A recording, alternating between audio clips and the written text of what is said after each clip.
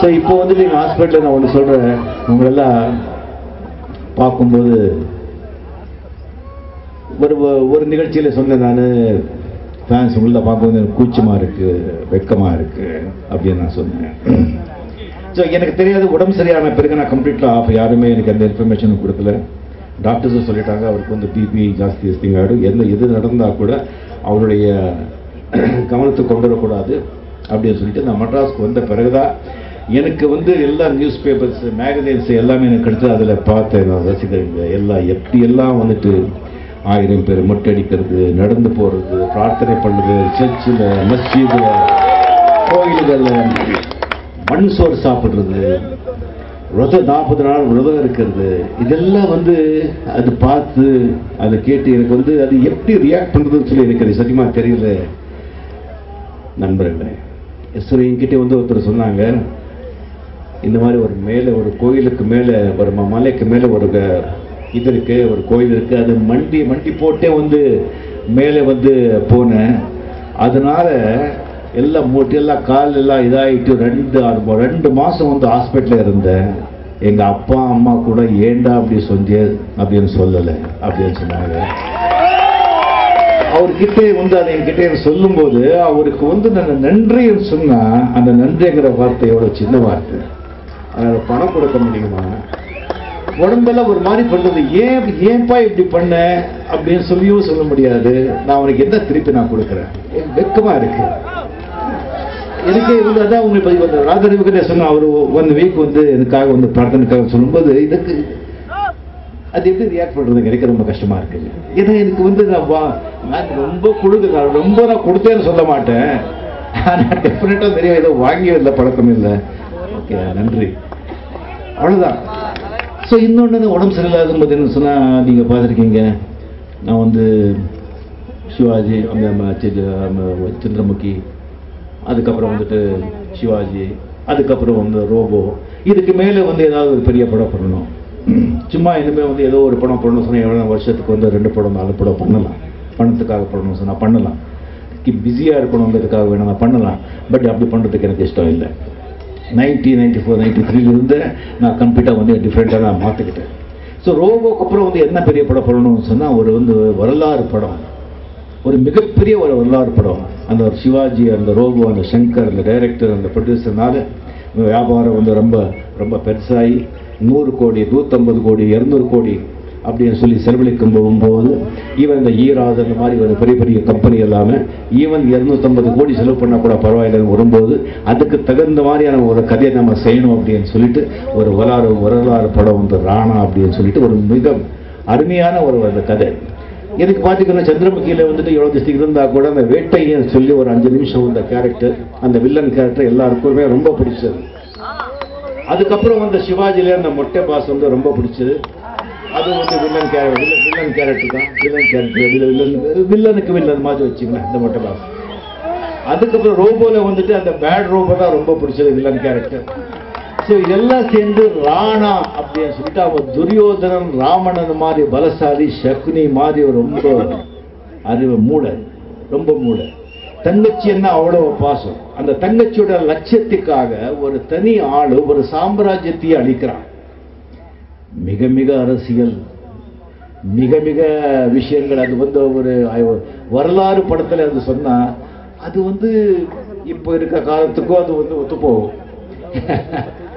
So அந்த character, அந்த ராணா அந்த கேரக்டர் உருவாகி ரொம்ப பெருசா அது பர்ஃபார்ம் பண்றதுக்கு எனக்கு ரொம்ப ரொம்ப அந்த ராணா எப்படி நான் பண்ண போறேன் அப்படி சொல்லி வில்லன் சொன்னா த வில்லன், அல்டிமேட் வில்லன் மாதிரி வச்சுக்கலாம் ராணா கேரக்டர். அந்த கேரக்டர் என்ட்ரு ஆகுறதே இன்டர்வல், அந்த கேரக்டர் எப்போ வருதோ இன்டர்வல், அப்போ இன்டர்வல். அதுக்கப்புறம் ஸ்டார்ட் அந்த ராணாவோட அட்டகாசங்கள். அதுக்கப்புறம் அவன் ஏன் அப்படி செய்யறான் அப்படி ஒரு ஜஸ்டிஃபிகேஷன் கொடுத்துருக்கு, ஒரு அருமையான சப்ஜெக்ட் பண்ணி அது செய்யணும்னு சொல்லும்போது எனக்கு உடம்பு சரியில்லாமல் நான் ஹாஸ்பிட்டலில் வந்து அட்மிட் ஆனேன். அது ஹாஸ்பிட்டல் அட்மிட் ஆகிறதுக்கு நான் சொல்ல என்னுடைய தப்பு இருக்குது. கொஞ்சம் எனக்கு வந்து உடம்பு சரியில்லை எனக்கு தெரிஞ்ச பிறகு கூட டாக்டர் வந்து சொன்னாங்க, நீங்கள் இந்த ஹாஸ்பிட்டலில் வந்து அட்மிட் ஆகிட்டு நீங்கள் வந்து ஒரு செக்அப் பண்ணிக்கிட்டா, ஃபுல் செக்அப் பண்ணிட்டா ஒரு 2 நாள் இருந்து அதுக்கு வந்து நம்ம கரெக்டாக வந்து மெடிசன் கண்டிப்பாக பண்ணி கொடுக்க முடியும்னு சொன்னால் நானே வேண்டான்னு அவாய்ட் பண்ணேன். ஏன்னா ஹாஸ்பிட்டலில் வந்து நம்ம சேர்ந்தோம் சொன்னால் அன்னெசரி வதந்திகள் ஏதாவது நடக்கும், ஏதாவது என்ன ஆச்சு அப்படி சொல்லி பண்ணுறாங்க. நம்ம வீட்டில் இருந்து பண்ணலாம் அப்படின்னு சொல்லி பண்ணும்போது அது கொஞ்சம் நானே அதை வந்து கொஞ்சம் ஜாஸ்தி பண்ணிக்கிட்டேன். ஸோ அதுக்கப்புறம் பிகாஸ் என்னுடைய வெளிச்சம் என்னுடைய வாழ்க்கை ஹிஸ்ட்ரி எல்லாருக்குமே தெரியும். ரொம்ப ரொம்ப ரொம்ப வந்து இந்த கண்டக்டராக இருக்கும்போது அதுக்கு முன்னாலேயே வந்து மது அருந்துற பழக்கம் ரொம்ப ஜாஸ்தி. அது வந்து நடந்தது வந்து கெட்ட நண்பர்களால். வாழ்க்கையில் வந்துட்டு அப்பா அம்மா நல்லா இருந்தீங்க, வாழ்க்கையில் நீங்கள் நல்லா இருக்கணும்னு சொன்னால் நீங்கள் கடவுளை விட பொண்டாட்டியை விட நல்ல நண்பர்களை தேர்ந்தெடுங்க. நல்ல நண்பர்களை நீங்கள் தேர்ந்தெடுத்தாதான் நீங்கள் வாழ்க்கையில் நல்லபடியாக இருக்க முடியும். நான் வந்து ஒரு கெட்ட நண்பர்களோட சகவாசம் செஞ்சு அந்த குடி பழக்கத்துக்கு ஆளாகி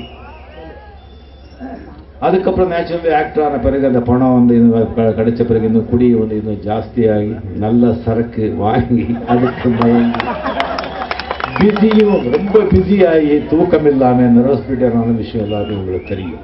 அதுக்கப்புறம் கல்யாணம் ஆன பிறகு டெஃபினெட்லி நான் வந்து என்னுடைய அருமை மனைவி லதா அவர்களுடைய அன்பனால் அவருடைய ஒரு ஆதரவுனால நான் வந்து குடிப்பழக்கத்தை வந்து கம்ப்ளீட்டாக நான் விட்டே சொல்லி போய் சொல்ல மாட்டேன், ரொம்ப கம்மி பண்ணேன்.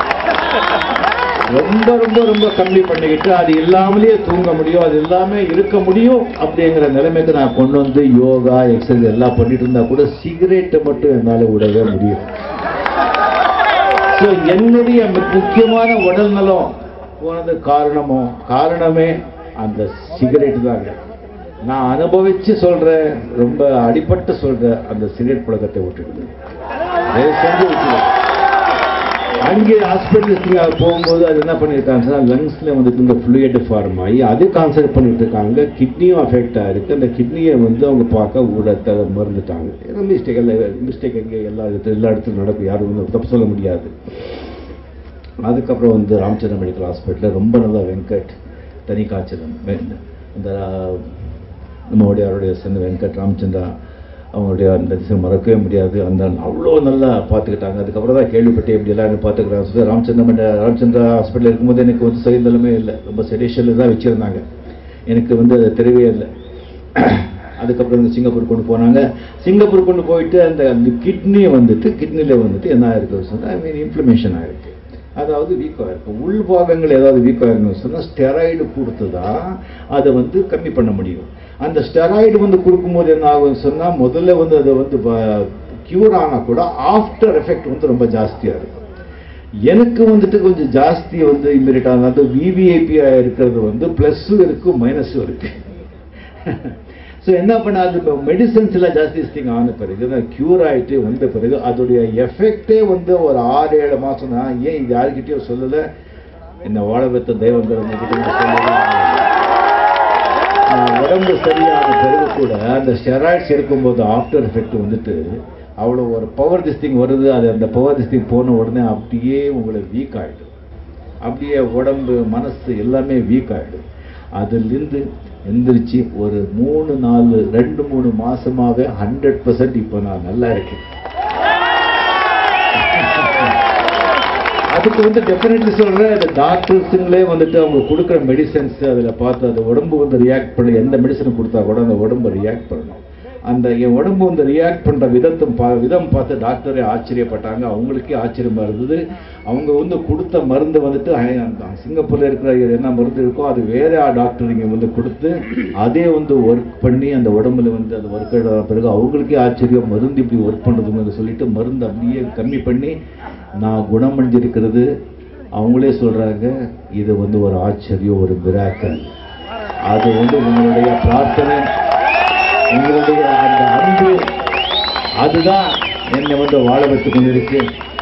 இதை வந்து நான் என்ன பண்ண போறேன், எது செய்ய போறேன் அப்படின்னு சொல்லி சத்தியமா ஏதாவது செய்யணும், அது என் கையில இல்லைங்க. சத்தியமா என் கையில பால் சோப்பு கொடுக்கறதுக்கு நான் சத்தியமா ரெடியா இல்லை. நீங்க நிஜமா நான் சொல்றேன், முதல்ல வந்துட்டு உங்க ஃபேமிலி, உங்க அப்பா அம்மா, உங்க குடும்பம் பார்த்துக்கோங்க. அதுதான் நான் முக்கியமாக நான் சொல்றது. யமலோகத்தில் இருக்கும்போது யமன் சொன்னானா, இங்கே மட்டும் சொர்க்கம் இருக்கும் இல்லைப்பா, பூலோகத்திலும் சொர்க்கம் இருக்கு, நான் வா காமிக்கிறேன் அப்படின்னு சொல்லிட்டு யமன் வந்து யமனோட அந்த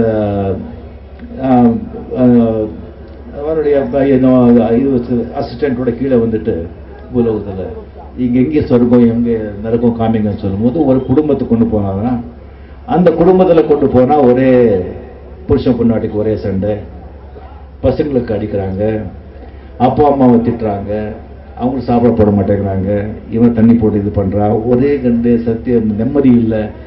எவன் சொன்னானா இதாக நடக்கும் அப்படி. இன்னொரு வீட்டுக்கு கொண்டு போனோன்னா அவ்வளோ அன்பா அக்கறையா எல்லாரும் இருக்காங்க, எல்லாம் சந்தோஷமா இருக்காங்க, குழந்தைகள் நல்லா பார்த்துக்கிறாங்க, அப்பா அம்மாவை நல்லா பார்த்துக்கிறாங்க, அவங்க குழந்தைய பார்த்துக்கிறாங்க. இதுதான் சொர்க்கம்னு சொன்னாங்க. ஸோ உங்கள் வீடுங்களை முதல்ல நீங்கள் சொர்க்கமாக்கிக்கிங்க, அதுக்கப்புறம் எல்லாத்தையும் திங்க் பண்ணிக்கலாம். அதுக்கப்புறம் முதல்ல வந்து நான் அன்றைக்கி சொன்ன மாதிரி நான் இப்போவும் நான் சொல்கிறேன், என்னுடைய பிறந்த நாள் உங்கள் அப்பா அம்மாவோட பிறந்த நாளை நினச்சிக்கிட்டு அவங்க அப்பா அம்மாவை காலில் விழுந்து அவங்க நலம் விசாரிச்சு நீங்கள் செஞ்சால் அதே எனக்கு வந்து ரொம்ப ரொம்ப பெருசாக கொடுத்தா வருது. நான் ரொம்ப ரொம்ப மகிழ்ச்சி அடைகிறேன். அண்ட் இவ்வளோ அன்பும் ஆதரவும் கொடுத்தா அனைவருக்குமே என் மனமார்ந்த நன்றியை தெரிவித்துக்கொண்டு இங்கே எனக்காக வந்து வாழ்க்கை முடிக்க நண்பர் அனைவருக்குமே நான் மனமார்ந்த நன்றியை தெரிவித்துக்கொண்டு இதுக்கு வந்து ஏற்பாடு செஞ்ச எல்லாருக்குமே என்னுடைய ரசிக பெருமக்கள் எல்லாருக்கும் ஒவ்வொருத்தராக சொல்றதுக்கு முறையில் தப்பா இருந்துச்சு கூட எல்லாருக்கும் மனமார்ந்த நன்றியை தெரிவித்துக்கொண்டு லாரன்ஸ் எல்லாருக்குமே கையெடுத்து